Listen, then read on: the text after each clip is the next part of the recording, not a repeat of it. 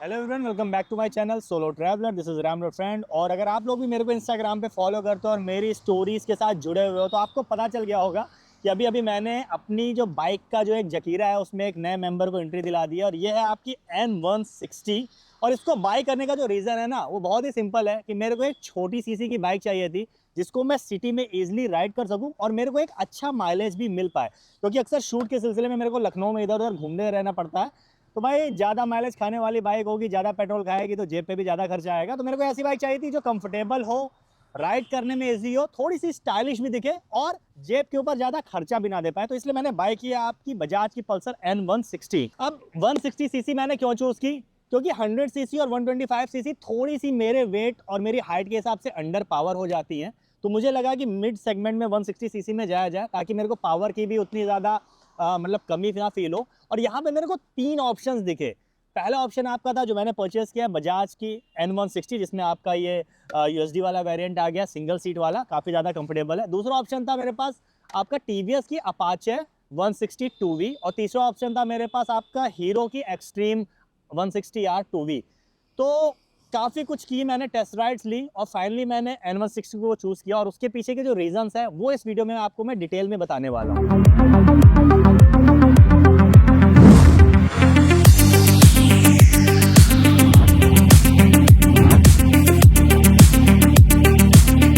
बजाज की N160 को TVS की अपाचे 160 2V और हीरो की एक्सट्रीम 160R 2V के ऊपर कंसीडर करने का जो पहला रीज़न था वो था इसके लुक्स और डिज़ाइन। उन दोनों बाइक्स की अगर मैं स्पेशली हेड की बात करता हूँ ना तो थोड़े से बल्की दिखते हैं और आज की डेट के हिसाब से अपडेटेड नहीं लगते हैं। यहाँ पे आपको काफ़ी ज़्यादा शार्प लुक देखने को मिल जाता है, स्पेशली इसकी जो आपकी प्रोजेक्टर हेडलाइट है। एंड यहाँ पे जो इसकी ये DRL देखने को मिल जाते हैं लाइट वाले, एक बार मैं ऑन करके आपको दिखा देता हूँ। तो ये देख लो।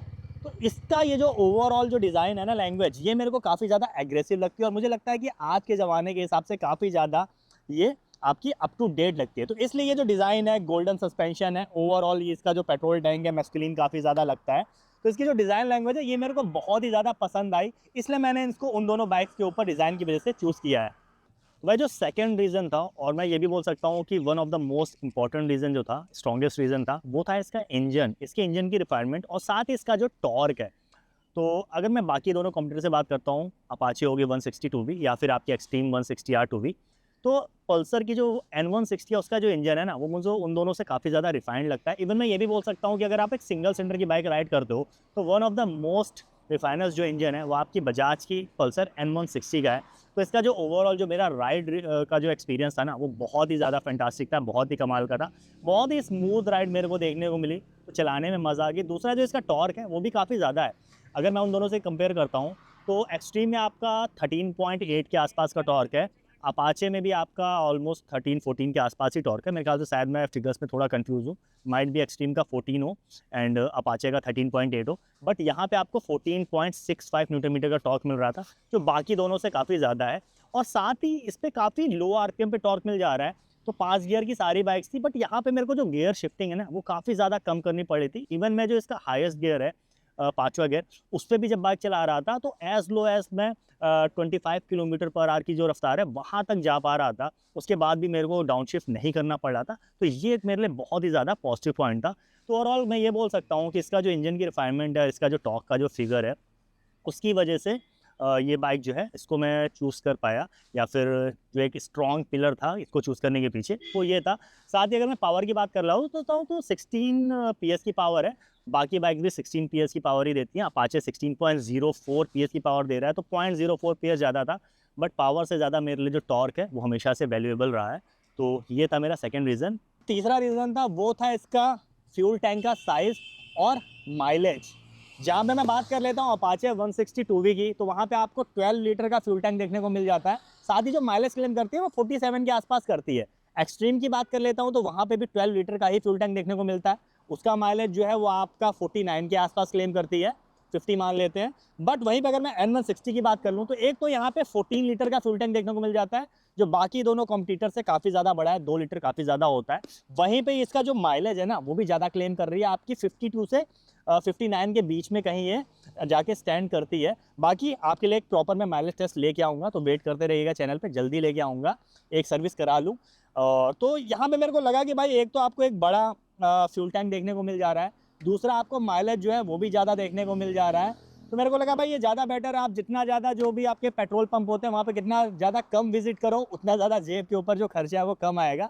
तो इसलिए ये काफ़ी एक बड़ा रीज़न था, एक सॉलिड रीज़न था कि मेरे को ज़्यादा रेंज मिल रही थी, ज़्यादा माइलेज मिल रहा था, ज़्यादा बड़ा फ्यूल टैंक देखने को मिल जा रहा था। तो मैंने कहा कि ठीक है, इसके लिए ही जाते हैं। और जो चौथा रीज़न था वो थे इसके फीचर्स। जो भी एक 160 सीसी की बाइक में मेरे को फीचर चाहिए थे वो सारे इसमें देखने को मिल जाते हैं। पहला है सेफ्टी, तो यहाँ पे प्रॉपर डुअल चैनल एबीएस देखने को मिल जाता है, क्योंकि सेफ्टी हमेशा मेरा पहला कंसर्न रहता है, तो वो चीज़ इस बाइक में अवेलेबल थी। दूसरा है स्टाइलिंग, तो यहाँ पे यूएसडी सस्पेंशन मिल जाता है। थोड़ी सी एग्रेसिव राइडिंग करता हूँ तो यूएसडी सस्पेंशन होने से क्या होता है कि भाई सिटी में कॉर्नरिंग में मेरे को काफ़ी ज़्यादा कॉन्फिडेंस रहता है। तीसरी चीज़ थी चार्जिंग पॉइंट। जैसा कि आपको पता है मैं क्रिएटर हूँ, तो अक्सर ऐसा टाइम आता है मेरा कैमरा हो गया, माइक हो गया, मोबाइल फ़ोन हो गया, ये सारे डिस्चार्ज हो जाते हैं। तो यहाँ पे पेट्रोल टैंक के पास में ही आपका चार्जिंग सॉकेट देखने को मिल जाता है, जिससे मैं ईजिली इसको चार्ज कर लेता हूँ। अगर मैंने यहाँ पे एक टैंक बैग लगा दिया है तो उसमें मोबाइल रख लिया, बगल में आपका चार्जिंग सॉकेट है, उससे कनेक्ट कर लिया, बाइक चला रहा हूँ, मोबाइल या फिर आपके जो भी इक्विपमेंट्स हैं वो सारी चीज़ें चार्ज हो जाते हैं प्रॉपर। इसका जो आपको मीटर कंसोल है वो भी फुली डिजिटल देखने को मिल जाता है। ब्राइटनेस काफ़ी ज़्यादा अच्छी है, बाइक चलाते समय इजीली मैं देख सकता हूँ, ट्रिप भी, मतलब जो भी ब्लूटूथ कनेक्टिविटी, जो भी एक बेसिक नीड मेरे को चाहिए थी, वो सारी चीज़ें इसमें मेरे को फुली तरह अवेलेबल देखने को मिल रही थी। तो ये सारी चीज़ें थी। एलईडी लाइटिंग हर जगह देखने को मिल जा रही है। तो जो भी मेरे काम की फीचर्स थे और मेरे को लग रहा था कि एक 160 सीसी बाइक में जो भी फीचर्स होने चाहिए वो सारे चेक पॉइंट्स ये जो बाइक थी वो कवर कर रही थी। तो ये एक चौथा रीज़न था जिसकी वजह से मैं इस बाइक के लिए और ज़्यादा श्योर हो गया।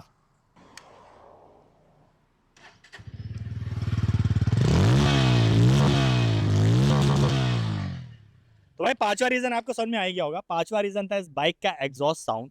एक तो यहाँ पे अंडरबेली एग्जॉस्ट साउंड देखने को मिल जाता है, और बाकी दोनों जो बाइक्स थी वहाँ पे साउंड माउंटेड एग्जॉस्ट देखने को मिल जाता है। तो मेरे को जो अंडरबेली एग्जॉस्ट है, पर्सनल प्रेफरेंस है, वो मेरे को ज़्यादा स्पोर्टी फील होता है।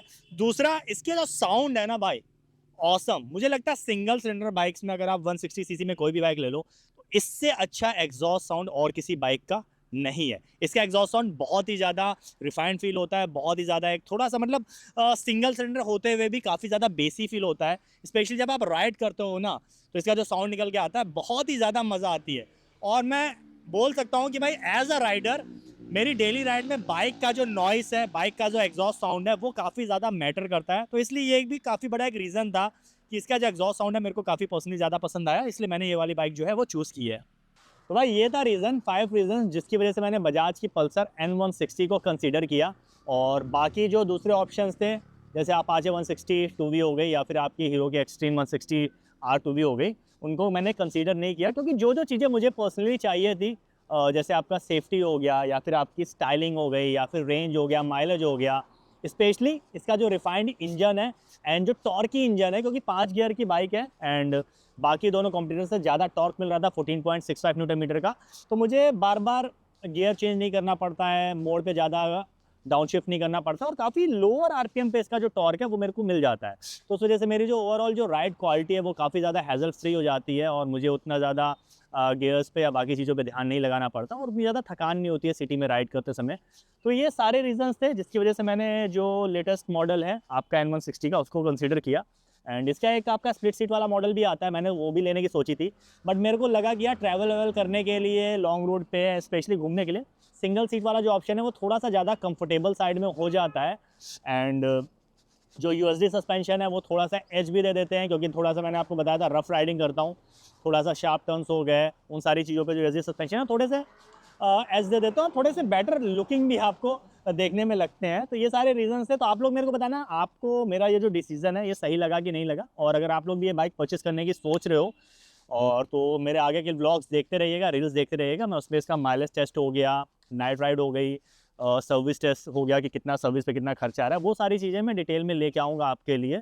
तो काफ़ी सारे ब्लॉग्स आने वाले इस बाइक से रिलेटेड, चैनल में बने रहिएगा। इसी के साथ ये ब्लॉग इन करते हैं। सोशल मीडिया हैंडल मेरा यहाँ डिस्प्ले हो रहा है, वहाँ में सब कनेक्ट कर सकते हो। Ride hard ride safe, this is Ram soldier signing off, keep being awesome.